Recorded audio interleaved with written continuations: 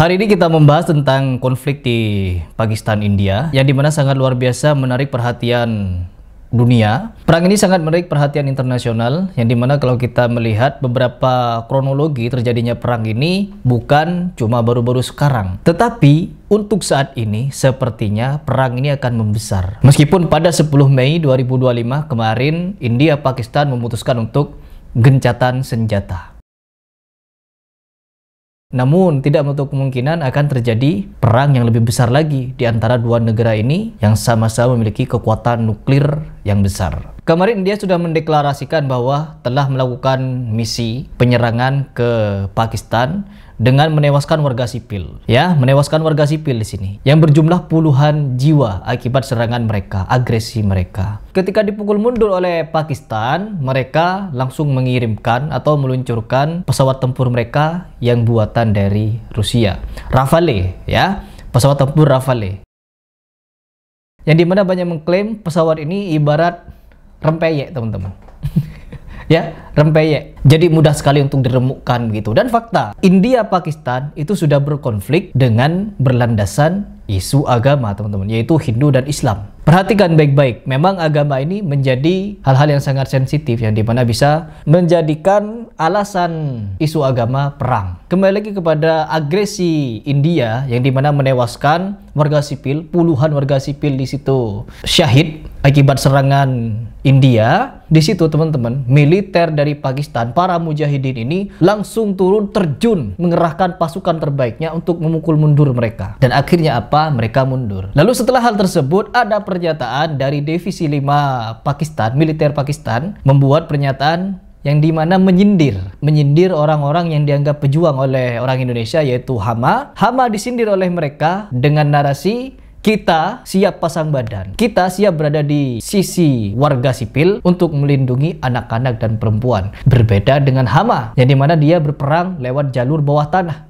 mengorbankan anak-anak dan warga sipil. Sampai hari ini terhitung 52.000 korban jiwa akibat perang Hamas dan Israel. Dan itu bukan alasan yang tidak mungkin, teman-teman, yang dimana memang Netanyahu memiliki sesumbaran dia bahwa memang mereka ini berperang bukan dengan negara Palestina, tapi mereka berperang dengan Hamas. Ada pernyataan dari Netanyahu yang seperti itu. I have a message for President Macron. Today, Israel is defending itself on 7 fronts against the enemies of civilization. We're fighting in Gaza against Hamas, those savages who murdered, raped, beheaded, and burned our people on October 7th. We're fighting in Lebanon against Hezbollah, the most heavily armed terror organization in the world, which was planning an even greater massacre than October 7th on our northern border. We're fighting against the Houthis in Yemen and the Shiite militias in Iraq and Syria. Seperti itu, teman-teman. Jadi jelas di sini perbedaan antara mujahidin dan mujasyiah. Tidak apa-apa, tidak apa-apa. Karena Syiah bagi Hama adalah Islam. Syiah dirahmati Allah. Syiah matinya syahid. Tidak masalah mereka untuk dijuluki mujasyiah. Karena nanti mereka akan berkumpul di akhirat. Gak tahu akhirat yang bagian mana. Kembali lagi kepada pembahasan perang India Pakistan. Sekarang, teman-teman, setelah gencatan senjata, ada beberapa teori bahwa konflik ini akan semakin memanas. Mengingat Pakistan tidak akan memaafkan perbuatan dari India yang menghancurkan beberapa kota ataupun daerah di Pakistan sampai menewaskan puluhan warga sipil yang tidak bersalah. Kalau konflik ini berlanjut, kira-kira negara mana yang akan diuntungkan? Negara mana yang diuntungkan? Kalian bisa menebak. Kalau saya pribadi di sini bukan ingin berbicara masalah negara mana yang diuntungkan, negara mana yang akan dirugikan, apakah ini akan berakhir, apakah akan berlanjut. Poin pertama, berada di posisi manakah kita? Berada di mana posisi kita? Kalau saya pribadi, berani saya mendeklarasikan bahwa saya berada di posisi Pakistan. Tidak mungkin saya berada di sisi Hindu, teman-teman. Nggak mungkin. Karena apa? Kalau kita berbicara masalah konflik agama, memang di India sana kita menyaksikan saudara-saudara muslim kita dibantai. Masjid-masjid kita dihancurkan dengan bulldozer, dengan bego. Bahkan orang-orang Islam di sana banyak yang dikriminalisasi. Ulama-ulamanya, tempat-tempat tahfiz. Kemarin ada fitnah, teman-teman. Ada fitnah kepada kaum muslim di salah satu daerah India yang dimana ada patung, mungkin ya, patungnya orang-orang Hindu roboh. Ya roboh, teman-teman. Yang merobohkan siapa? Dituduh kepada orang-orang muslim. Sedangkan setelah dicek melalui CCTV, yang merobohkan patung tersebut bukan orang, tapi monyet. Monyet yang bersalah, orang muslim yang jadi kambing hitam. Begitu mereka, teman-teman. Ya, jadi kesenjangan agama di situ sangat tinggi, teman-teman. Kalau kita berbicara masalah konflik antar agama, sedangkan mereka juga pernah beredar satu video monyet dianggap dewa, teman-teman. Dalam budaya Hindu, monyet dianggap sebagai titisan dewa. Selain menganggap hewan satu ini merupakan salah satu warisan dunia, mereka juga memiliki dewa Hanuman yang berwajah monyet disegani dan dipuja di seluruh India. Di kawasan Kathmandu, tepatnya di lembah Nepal, banyak menjumpai sebuah kuil yang bernama Monkey Temple. Di kuil itulah monyet memiliki kedudukan yang sangat terhormat dan keramat.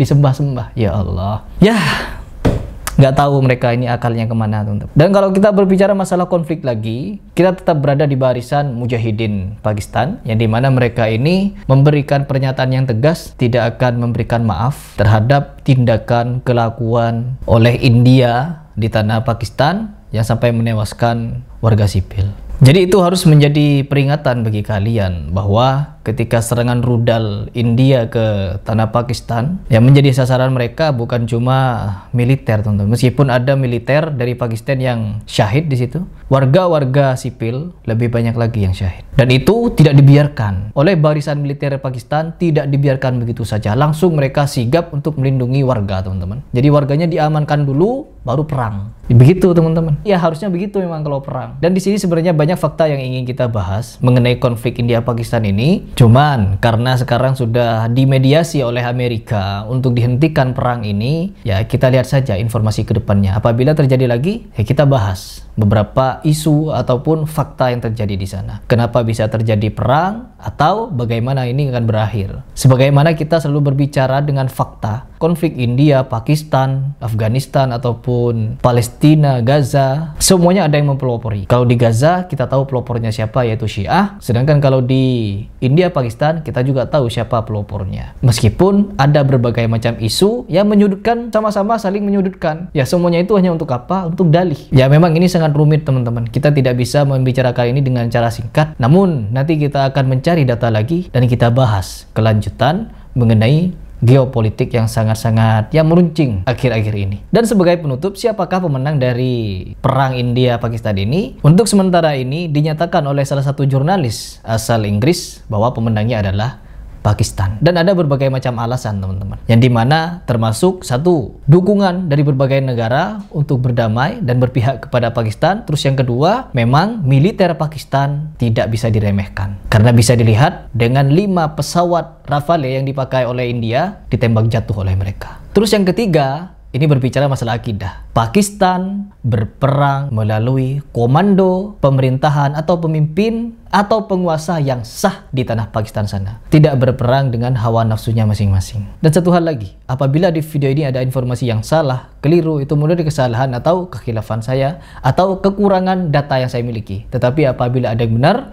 itu dari Allah Subhanahu wa Ta'ala.